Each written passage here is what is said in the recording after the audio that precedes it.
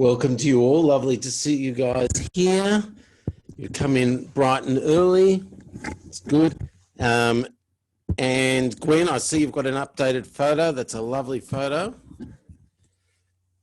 And let's make sure you can see me perfectly. That's right. Okay, and we'll go like that. Welcome to you all. As usual, we're expecting a bit of a crowd today. And you should be able to unmute yourselves if you like at the moment, but that will change. We've got more people coming in on the waiting room, and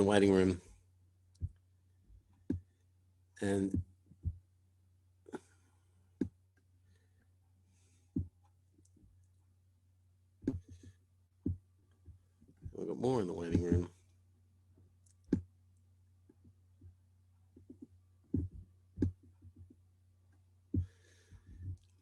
And Ron Rosenkrantz is with us today, and the person called Jeanette's iPad is clearly not Jeanette, and lovely to see you, but hopefully you'll be offering us some food for all of us. Thanks very much.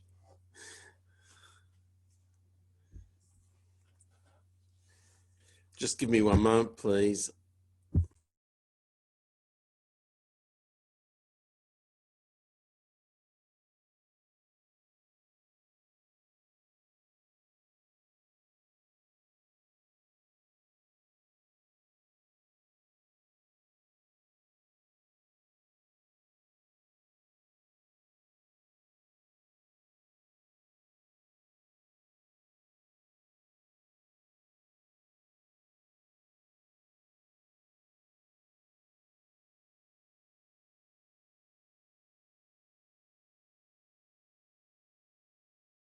No. Ladies and gentlemen, I'm about to mute you all in a way that you can't unmute yourselves. Nothing personal. Well, a couple of people it's personal, but for the rest of you, it's not personal. Jack, if it's okay, I'll unmute you, Jack Feldman, and you might have to now click on unmute. I'm doing that because you'll sound so much better. Yeah, great, and thank you very much. And welcome to you all. Today's Thursday Lunch Club. People are still coming in. We've already hit 72 and we can get well over 100. So I welcome you all. And every so often my eyes will turn to this part of the screen. That means I'm bored stiff with what Jack's saying. Either that, or I'm looking at the waiting room and admitting more people in. So I'll leave it to you to guess which one it is. So welcome to you all. Chag Sameach. Jack, it's lovely to see a lot of your friends here today. And in fact, all of my friends are here today, both of them. So it's lovely to have all of the people here. We welcome some of our aged care homes. We have Our Care, comes on every week. We've got Sheridan Hall. We've got Emmy Monash, and it's lovely. And they're displayed live into their common rooms in some cases. So lovely to have you all. Before we turn to you, Jack, just a quick announcement. At the very end, I'll speak to you about the other Thursday lunch clubs. For those of you who are new, and I can see quite a few new faces today, although some of our regulars, for those of you who are new, this is a weekly event where you have to put up with me. And today I'm having a fireside chat with Jack, although there's no fireside and he's not next to me. But it's a weekly event, 11 o'clock till 11:30 each week. Next week, and that's why I want to make a point of saying it now in case you log off before the end, next week will be a special. I'll be interviewing all 8 Jewish candidates for the Camden ward of the city of Glen Ira. In order to achieve that mammoth task, we will be running the Thursday Lunch Club on Wednesday and Thursday next week. It'll be a double header. There'll be Wednesday and Thursday, and each one will go for 1 hour, not the usual half hour. So I'll give more information about that at the end of this session. But just to also let you know, there will not be an opportunity to do question time on your behalf during those 2 sessions. If you wish to have questions posed to the candidates, then I ask you to email me at St Kilda Shul. Jack, welcome. Lovely to have you. Been a while since we sat next to each other in Shul. Thank you. And if you're just coming on now and you realize that you can't unmute yourselves, that's not by accident. Jack, born in Carlton, tell us a bit about your family. Thanks, Ronnie. My parents came to Australia in 1939, just before the war. In May 39, it was the second last ship to leave Poland or Europe. And they came from a city called Brest-Litovsk, or known in Yiddish as Brisk. It was a very famous city. Not only was the Prime Minister Menachem Begin born there, he was there till the beginning of the war. Ariel Sharon's father made Aliyah from Brisk. And above all that, of course, the chief rabbis of Brisk were that dynasty of Talmudic scholars, the Soloveitchik family, who, if you Google, you'll see tens of Rabbi Soloveitchiks, both in the United States and in Israel. Wow. That's where they came from. There was approximately 30,000 Jews in Brest-Litovsk or Brisk. And moving to Carlton, around how many Jews you can recall in your day? Well, I always thought there were many, but I was reading somewhere that it was about 3,500. I was a bit surprised by the low figure, but then again, I was just young. It always looks bigger than what it is. Indeed, it does. Now, you came from Brisk. People came from where else? Well, I was born in Carlton. My parents came from Brisk.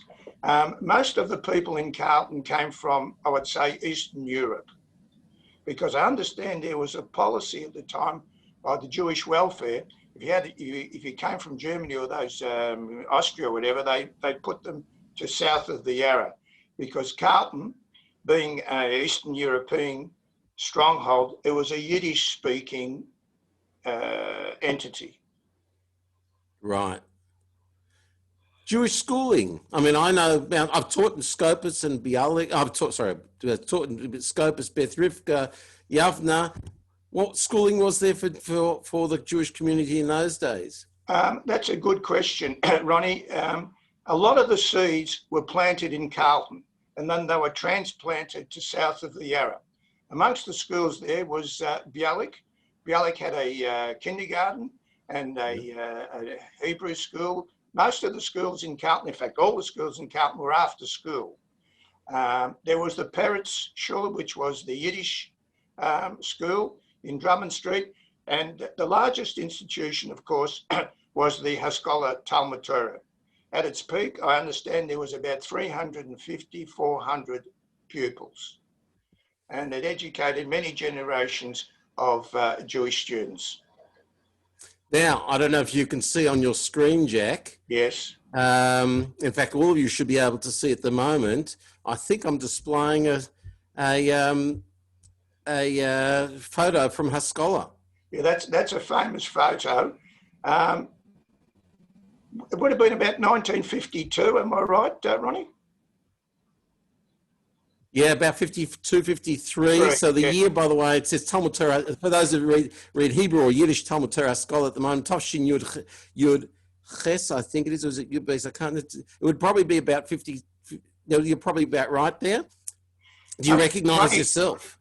I do. I'm there, of course, and I can see my friend Ron Siegel and Murray Brigel, Henry Buck. And yeah, now I think, hang on a moment, is that you with the yellow circle? That's correct. And next to me on the right is the father of the treasurer. Aha. Look at that. Right? And that is Frydenberg, yes. Correct. And I can see with the red circle, that's my good friend Henry Buch, who's, by the way, on today, joined us today. Henry, by the way, is on our board for another week or so. He's retiring from our board to go for the Stonington elections, so we wish him well. And in the one young lad with the green circle, in fact, is Harold, who's online today. In fact, I have to thank Harold for supplying me with this photo. Right. So Harold Ross, Sparky Harold Ross, thank you very much. Yeah, Ronnie, if you go right up to the back there. Mr. Fudder, that's all right. Yeah, sure. I'll share that with you. That's okay. Let's share that again. And there it is. Right at the back, there's Sam Lipsky next to his good friend Leon Mann, of course, Professor Leon Mann. Yep. I'm looking for, I can see Murray Brigel, and Ron Siegel is there, yes? Yes. Yes. And many of the people, of course, I know. It's worthwhile going through who the teachers are, just, Ronnie. Yes, sure. We've got here... I can recognise them, yes. Yeah.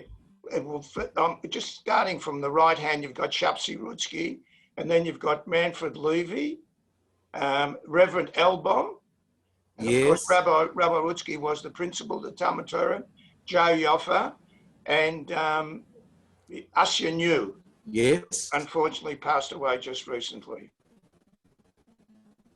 They were the teachers. There's a few others missing, but according to you're right. Amazing stuff. And tell me something. Shuls. So you spoke about Jewish education, shuls. Right. Now, what I might do is just go for a little bit of a walk, a virtual walk, and take you from the shuls. And I think we really should start off at in Brunswick, and we'll go firstly to the Brunswick Talmud Torah, which was in Lord Street next to a park. Now, if you start walking towards the CBD, the first place you'll come across, it will turn into Rathdown Street, and there will be the Haskalah Talmud Torah, the famous institution. If you keep on walking to the next corner, there was Dr. Sternfeld's surgery on the corner. Of course, he was the father of the late Ben Sternfeld, who I understand, Ronnie, was a president at St Kilda. Absolutely correct. And behind his house, there was a lane, and that was the entrance into the Stibbel. And then the Stibbel was quite an exciting place. Many personalities went there, and it was indeed the forerunner of Katanga today. We kept on going, then we went continuing down Rathdown Street, we get to Pitt Street, we turn left, and we're into Stone Shul. Stone Shul. Next door to Stone Shul, of course, was the Chevra Kadisha, which has now been shifted across here to south of the Yarra and Inkerman Road. As we keep on going to back to Rathdown Street, and then we keep going another street, turn right, we're in Palmerston Street, and that's where the Carlton Shul, the Carlton United Hebrew Congregation was. If we kept on going down Rathdown Street towards the city, we could get to East Melbourne Shul, which was in Albert Street in East Melbourne.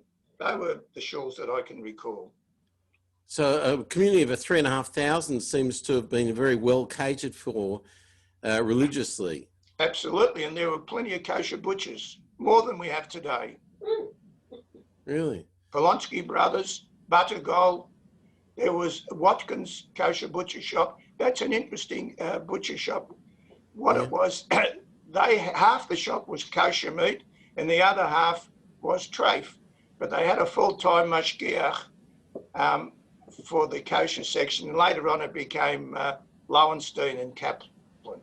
And Smorgan's, of course, was Buttercoals a bit further down in Lygon Street. Amazing. So you've mentioned schools, shuls, butchers, any other Jewish organisations? Well, of course, there was the youth organisations, Ronnie. The Zionist youth organisations. Habonim, it was very strong in Carlton in those days. You had Hashomer Tzair, and of course, B'nai Akiva. B'nai Akiva was reasonably strong. It had actually, Mizrahi had what was called a Beit Mizrahi in Rathdown Street. I'd never been inside. It was a meeting hall. B'nai Akiva met at the Haskalah Talmud Torah.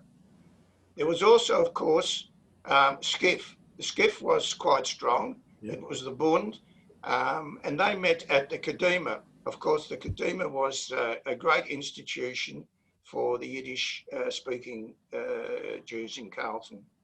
Right. Okay. Memorable moments from Carlton. I've got to think about that because there've been so many. I will limit you to the first 50 that come to mind. That's although I wasn't present, I think this was rather a significant moment in the history of the Jewish people, and particularly in Carlton. It was told to me by somebody who was present that when they announced the partition, that the state of Israel was going to be established, it was a very big, joyous occasion. The people were very emotional, as you can imagine, many of them being Holocaust survivors. And shortly after that, the state of Israel was established. Now, when the students were in the Haskalah Talmud Torah and the news reached the Talmud Torah, the teachers dismissed all the classes, got them into the shul. They took out all the Sefer Torahs, and they were dancing, the teachers and the students. It was a most joyous and emotional occasion. And the person that told me said he can still recall how happy everybody was. Wow. Now, how did the community integrate post-war Jewry? Look, I personally felt that Carlton at that stage was relatively insular, that they had all the institutions, they had the youth movements, they had the Yiddish theatre, and most of them were working on jobs till they got themselves established. There wasn't that much connection, I don't think, with south of the Adda, except possibly socially there would have been some connections. Just one other point, Ronnie, that Monash House was in Carlton, and that was the forerunner of Ajax. There was a tennis club called the North Judean Tennis Club, which was in Fitzroy, and that later on they transferred and became the South Judean Tennis Club. Right. Now, you mentioned dances in the south of the Yarra, Samuel Myers Hall? Of course, Samuel Myers Hall. There was also a Turek Shul, there was dances. And also Club 97, which was the Ajax headquarters. And of course, later on there was other institutions, like there was the Jewish Graduates, of which my good friend Ron Siegel was the chairman. Mm-hmm. He's smiling. The graduates, yes, that was well known. Many of us came from Carlton to those functions. And was it a big schlep in those days from one to the other? Particularly if you didn't have a car, it was a very big schlep. Quite often the trams would stop at midnight, so you could get a tram into the city. Yeah. And quite a few times I walked from Flinders Street and Swanson Street back to Princess Hill, where we lived. In those days it was different, you weren't afraid. Okay. We're in the middle of Sukkot. Do you remember anything about Sukkot in Carlton? Now, Sukkot in Carlton, there were a few people had their own Sukkot. It's not like today when nearly every observant family has a Sukkot. And the same with the Lulav and Esrog. The shul had the Lulav and Esrog, and everybody would use the shul's Esrog. Again, unlike today, as people are more affluent, every observant person has their own personal Lulav and Esrog. That wasn't the case in Carlton. The shul had one or two, and you used the shuls. And the same thing with those people who didn't have a sukkah. You would make after Mariv on Sukkot, you'd go into the sukkah and you'd make Kiddush in the sukkah if you didn't have a sukkah at home. Right. So it's quite a different world to what we're familiar with nowadays. People growing up nowadays assume you've got all these things in your own personal home. Absolutely. Now, Ronnie, perhaps I should mention some of the personalities that I was familiar with, and I'll start off with the Haskalah Talmud Torah. Rabbi Silver was a formidable principal. He was but the stories in relation to Rabbi Silver filtered down through the years to everybody that went to Haskalah knew about Rabbi Silver. He, of course, came here from Shanghai. He came here in the war, and he was appointed the principal of Haskalah. He reorganized the Talmud Torah. He was rather a strict principal, a disciplinarian. But the interesting thing is that all his students respected him greatly. He was an Englishman that came from Liverpool. So he spoke a perfect English, which was unusual for the Jewish people living in Carlton at that time. And interestingly, his parents sent him to Lithuania to the yeshiva in Kelm. So he came here, was quite a big Talmud Chacham, a disciplinarian, in command of the English language. The students respected him greatly. He was also a classical pianist, and often he would play for the students in Carlton. He set up a choir, I was told, and they had a good time was had by all. He made Aliyah in 1949, and the principal became Rabbi Rutsky. Now, Rabbi Rutsky, I felt, was quite smart in that he observed very closely how Rabbi Silver was running the Talmud Torah, and he continued in the same style as Rabbi Silver, who laid the groundwork. Rabbi Abranok, of course, became the much-loved rabbi of Mizrahi for over 25 years, and he was a teacher of mine at Haskalah, as there was Rabbi Kaplinsky. But the towering personality in Carlton, of course, was Rabbi Yosef Lipman Gurovich. Now, Rabbi Gurovich, when I knew him as a small boy, was already blind, but he was a towering personality. He came to Australia collecting funds for the yeshivas in Vilna, for the Valley yeshivas, in about 1931. And immediately the Carlton United Hebrew congregation offered him the position of rabbi, which he declined. He came back the following year in 1932, and again they offered him the position of rabbi, which he accepted. And in fact, many of you will remember, those people from Carlton would remember the Pushett family, and Mr. Jonas Pushett, the senior member of the family, told me that he was on the committee of the Carlton Shul in 1932 that appointed Rabbi Gurovich. Now, Rabbi Gurovich was a wonderful speaker, particularly in Yiddish. His English had an accent. He was a chaplain in the RAAF during the war years, and unfortunately, we no longer have the letters that the Gurovich letters, where you had many of the world famous Rosh Yeshivas writing to Rabbi Gurovich, asking him could they intervene with the government to allow many of their students to get to Australia. Unfortunately, he wasn't successful, but nevertheless, he went to Canberra and pleaded on their behalf. And of course, he had very good connections with all the famous rabbis throughout Europe, and indeed in Palestine with Rav Kook. And it was also related to me by Shmuel Rosenkrantz, who was present during the celebration for the establishment of the State of Israel in 1948. There was a celebration at the St Kilda Town Hall, and Rabbi Gurovich spoke, and he recited a Shechiyonu, which is interesting that he became a Mizrachist with his background, which would have been a Gouda, because he was a Talmud of a very famous rabbi, what was his name? I told you the other day, Ronnie. You did indeed. What was his name? I'm trying to remember. Yeah, well, both of us can't remember. A senior moment, Jack, for both of us? I'll get him. It's coming to me. Okay. Well, it'll come to me later. I'll mention it. Reb Chaim Ozer. That's it. You beat me to it, Reb Chaim Ozer. Correct. He was a world famous rabbi. He was very fond of Rav Gurovich, and interestingly enough, he wasn't happy that Rabbi Gurovich came to Australia, because he said to Rabbi Gurovich that there's nothing in Australia. It's a midbar. It's a wilderness. And yet for young Jack Feldman, it looked like a massive community. It did. Well, a young boy, you know, it's always big. And indeed, I remember going with my father to sell the chametz at Rabbi Gorovich's house, and there was a study there.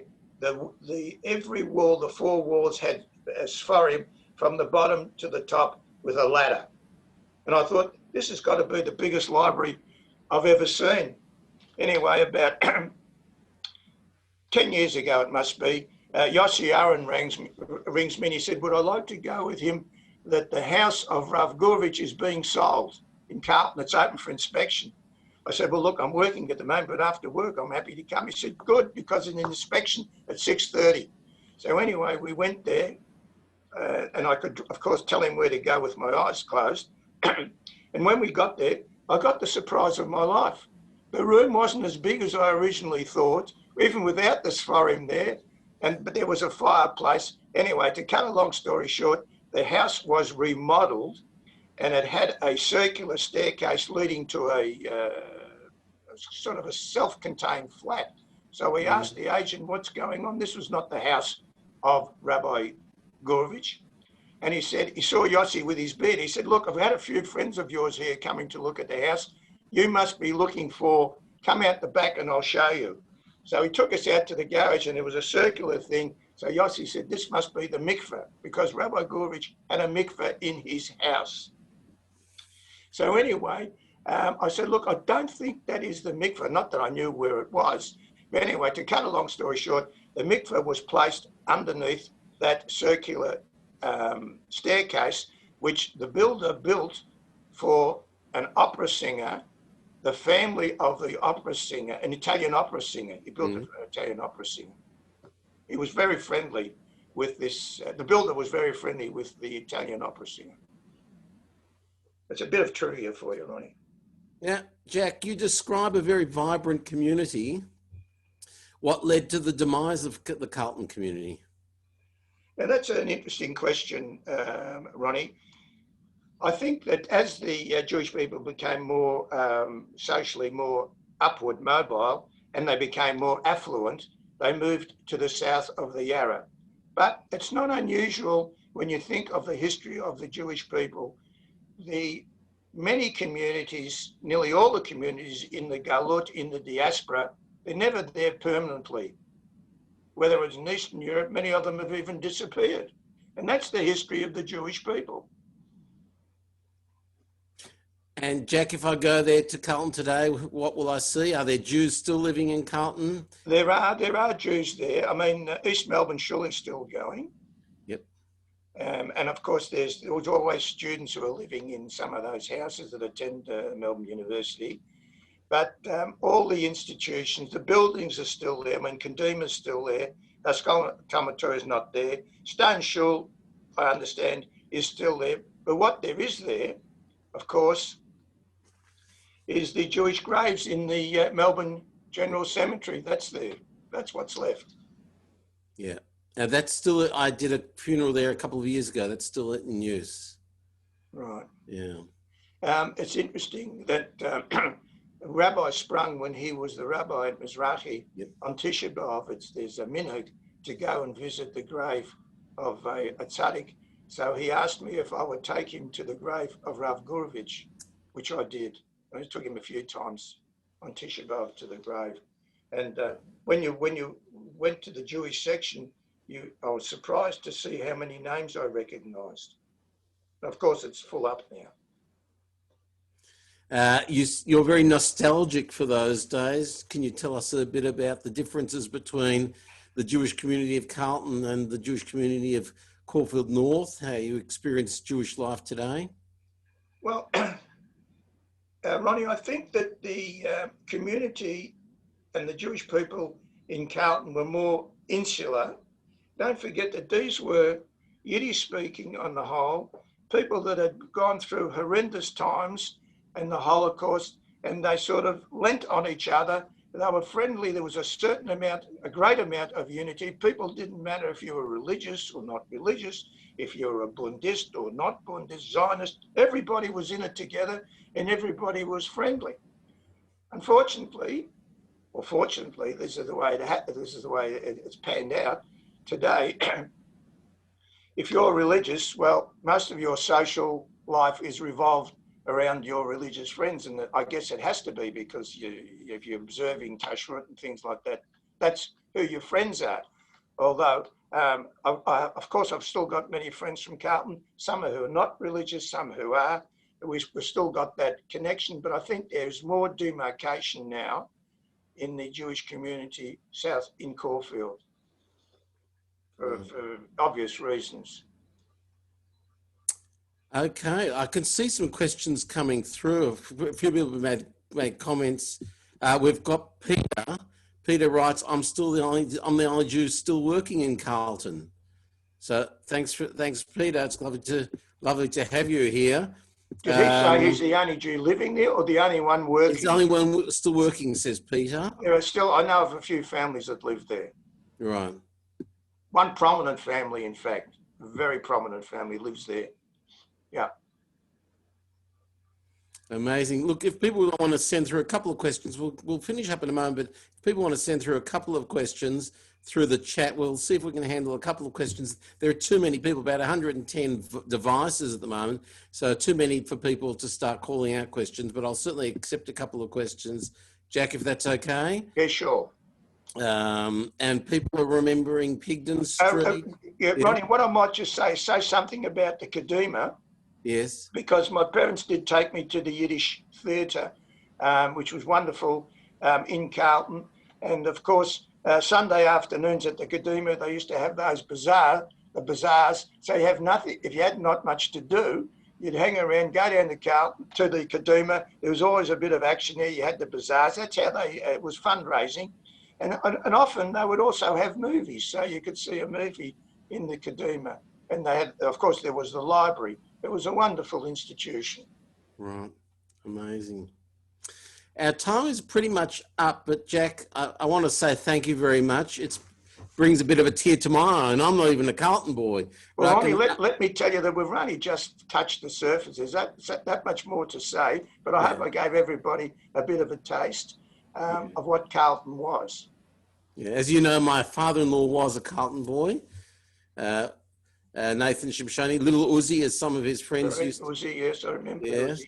And in fact, I remembered his father, Max the printer. For the Hoddle Street Press at one point in time, I think. Correct.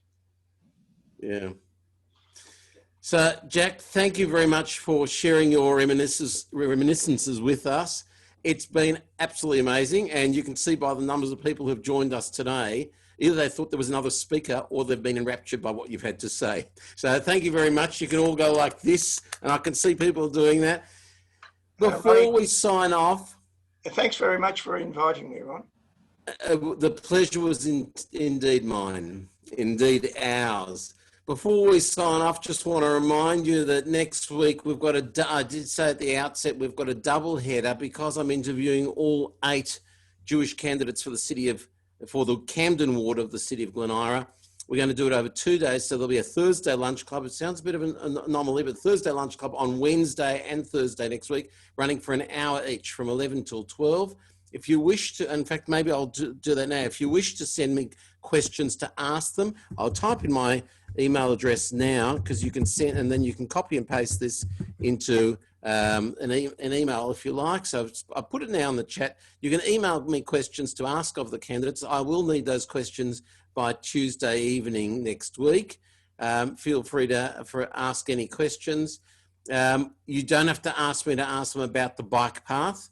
I've got that 15 times already in my emails, so don't have to worry about that. But certainly feel free to email through questions. In 2 weeks' time from today, 2 weeks from today, fascinating speakers. We've got David and Miriam Klein. David, as some of you will now know, almost didn't make it through COVID. Unfortunately, he did, but he was on a ventilator and then on an ECMO machine in the Alfred. And I'll be interviewing husband and wife, David and Miriam Klein. And then the week after that, so 3 weeks from today, we've got someone who's going to be speaking to us about growing up in Shepparton. She lived in Shepparton till the age of 17. She'll be telling us a bit about her life in Shepparton. That's Dvora's Mood. And then in November, we've got Shimura. We've got a lot of guests coming up. So make sure you stay tuned. If you're not sure how to know what all the stuff that we're doing in St Kilda Shul, and we've got 2 events tonight, by the way. If you've got, some of you look a bit old for the children's program. Let me just check. A couple of you look a bit old for the children's program, but you certainly may have some children, or in some cases some grandchildren, or in some cases some great-grandchildren, 4 o'clock this afternoon. But I can send those details to you. But if you'd like to stay in touch, perhaps type into the chat now your email address, and I'm happy to add you to the weekly newsletter. It went out already this morning, but happy to add you so that you can stay in touch with all of the events that we've got happening. Thank you very, very much, Jack, once again. It was fascinating. I knew it would be. And thank you to you all for joining. Chag Sameach. May it be a meaningful Shmini Atzeret and Simchat Torah. Most of you will not be making your way to a shul. Very few of you may, in fact, be able to attend a shul. There's some very limited restrictions. But if you have, if you need to say Yizkor, that's the sort of thing you can still do at home. It's in the back of your siddur, I think page 810 in the art scroll, but you can say Yizkor. You don't need to be in a shul. Say Yizkor. It is important. Of course, the most important part of Yizkor is that you make a commitment to give tzedakah in memory of the loved one. So you can still do most of what we would do in shul. You can do at home and make it meaningful. Once again, if you'd like to be added to the newsletter list, just type in I can see some of those emails coming through now, those email addresses. Type in your email address into the chat, and Blinette, I'll add you later today to the newsletter list, and you'll know what's happening. All the very best. Chag Sameach. Thank you to you all for attending. And Harold, thank you very much for supplying those photos to me. Thank you very much. All the very best. May all your news be good news. See you later.